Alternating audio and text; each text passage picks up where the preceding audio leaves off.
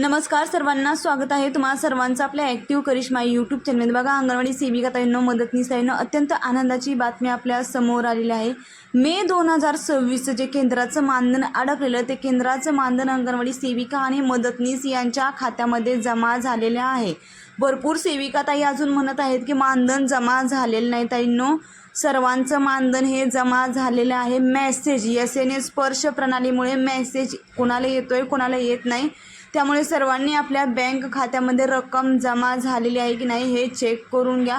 अत्यंत महत्त्वाचा हा व्हिडिओ आणि ही माहिती आहे, जास्तीत जास्त शेअर करा। आणि जर तुम्हाला मानधन आलं नसेल तर ते मानधन कशा पद्धतीने चेक करायचे हे देखील मी तुम्हाला मागच्या व्हिडिओमध्ये सांगितलेलं आहे, त्यामुळे तो व्हिडिओ नक्कीच पाहून घ्या। व्हिडिओ आवडला असेल तर लाईक करा। अजूनही तुमच्या काही अडचणी किंवा समस्या असेल तर नक्कीच मला कमेंट करून कळवा। भरपूर सेविकाताईंनी कमेंट केलेली की मार्च एप्रिलचं मानधन जमा झालेलं नाही। ताईंनो, मे 2026 पर्यंत सर्व मानधन हे जमा झालेलं आहे। प्रोत्साहन भत्ता अजून जमा झालेला नाही, परंतु मानधन हे सर्व भेटलेलं आहे। त्यामुळे जास्तीत जास्त सेविकाताईंपर्यंत, मदतनीस ताईंपर्यंत ही माहिती पोहोचवा। धन्यवाद।